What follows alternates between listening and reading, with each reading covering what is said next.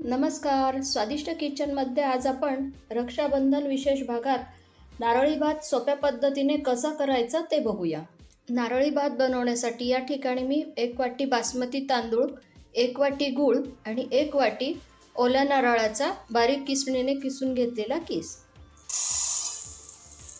सुरुवातीला तांदूळ एका कुकरच्या डब्यात घेऊन आपण हे 15 मिनिटं भिजवून ठेवणार आहोत। 15 मिनिटं तांदूळ आपले छान भिजून झालेले आहेत, त्यातले पाणी सुद्धा निथळून घेतलेलं आहे।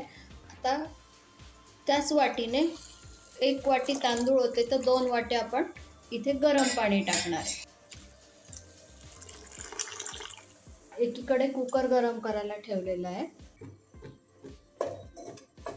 15 मिनिटं तांदूळ आता छान भिजलेले आहे, त्यामुळे आपल्याला 2 शिट्ट्या पुरेशा आहेत। कुकरच्या 2 शिट्ट्या पण झालेल्या आहे आणि वाफ पण गेलेली आहे त्याची। खूप फुललेला आहे बघा बासमती तांदूळ, खूप छान आणि सुटसुटीत पण झालेला आहे। आता कुकरमधून काढून घेऊ आपण आणि एका मोकळ्या भांड्यात पसरवू। एकदा मोकळं सुटसुटीत असं छान भात झालेला आहे आपला। हा थंड होतो तोपर्यंत आपण खोबरं परतवून घेऊ। कढई चांगली गरम झालेली आहे, त्यात आपण 2 चमचे तूप घालू। 1 दालचिनीचा तुकडा टाकते, 3 लवंगा, वेलदोड्याचे वरती टोकं फोडून आपण सालं काढून घेतलेले आहेत। त्यातच आपण काजू बदाम तळून घेऊ थोडेसे। हलकासा लाल रंग येईस तोपर्यंतच परतवायचे आपल्याला। त्यात ओल्या नारळाचा किस टाकू आपण। छान झालेला आहे।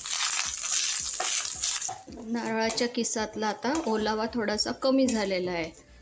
कोरडं झाल्यावरती आपण त्यात गूळ घालणार आहे।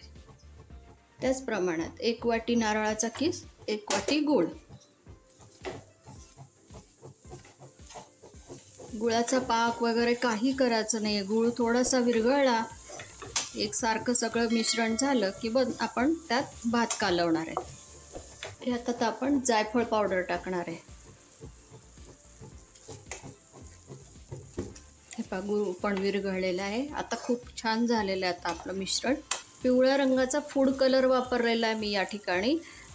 यातच हा फूड कलर टाकल्याने तो सगळ्या भाताला छान एकसारखं लागेल।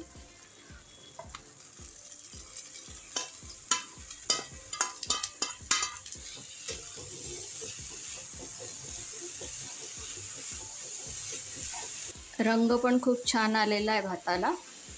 इथे आपण फूड कलरच्या ऐवजी केशर पाण्यात भिजवून सुद्धा ते टाकू शकतो, त्याने रंग पण छान येतो आणि सुवास पण छान येतो। 3 ते 4 मिनिटं आपण मंद गॅसवरती छान हा परतवून घेतला होता। यातला सगळा ओलावा आता कमी झालेला आहे आणि आता छान असा सुटसुटीत मोकळा झालेला आहे बघा। थंड झाल्यावरती अजून छान मोकळा मोकळा होईल तो। आता मी गॅस बंद करते, तर आपण सर्व करायला घेऊ। या रक्षाबंधनला तुम्ही पण हा नारळी भात करून पहा आणि मला कमेंटमध्ये जरूर कळवा। लाईक करा, शेअर करा आणि सबस्क्राईब करा। धन्यवाद।